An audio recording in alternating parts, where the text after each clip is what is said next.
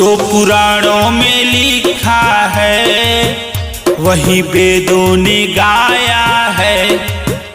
तेरी महिमा है अपरंपार, पार कोई न पाया है, पार कोई न पाया है, पार कोई न पाया। जो पुराणों में लिखा है वही वेदों ने गाया है।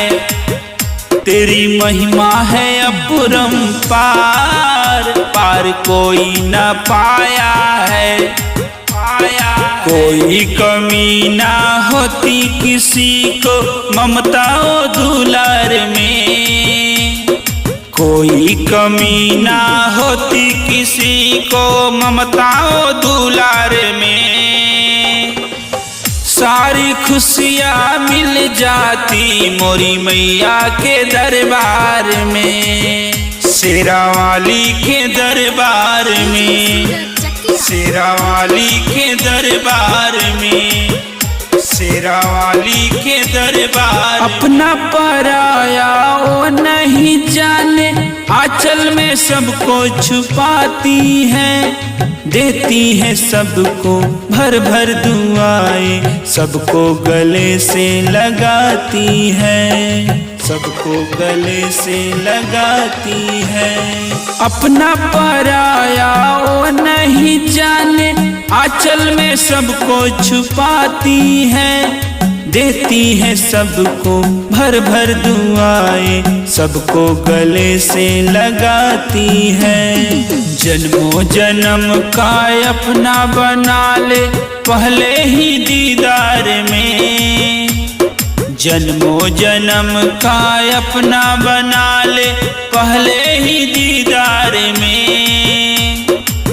सारी खुशियाँ मिल जाती मोरी मैया के दरबार में, सारी खुशियाँ मिल जाती शेरा वाली के दरबार में, शेरा वाली के दरबार में, शेरा वाली के दरबार में।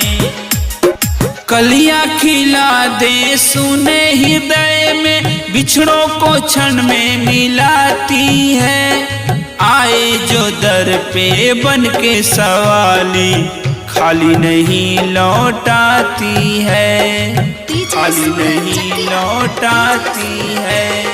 कलियां खिला दे सुने हृदय में, बिछड़ों को क्षण में मिलाती है। आए जो दर पे बन के सवाली, खाली नहीं लौटाती है। सचिन विनोद राजेश न कोई मैया सा संसार में, सचिन विनोद राजेश न कोई मैया सा संसार में। सारी खुशियाँ मिल जाती मोरी मैया के दरबार में, सारी खुशियाँ मिल जाती शेरा वाली के दरबार में। कोई कमी ना होती किसी को ममता और दुलार में, कोई कमी ना होती किसी को ममता और दुलार में। सारी खुशियाँ मिल जाती मोरी मैया के दरबार में, मोरी मैया के दरबार में।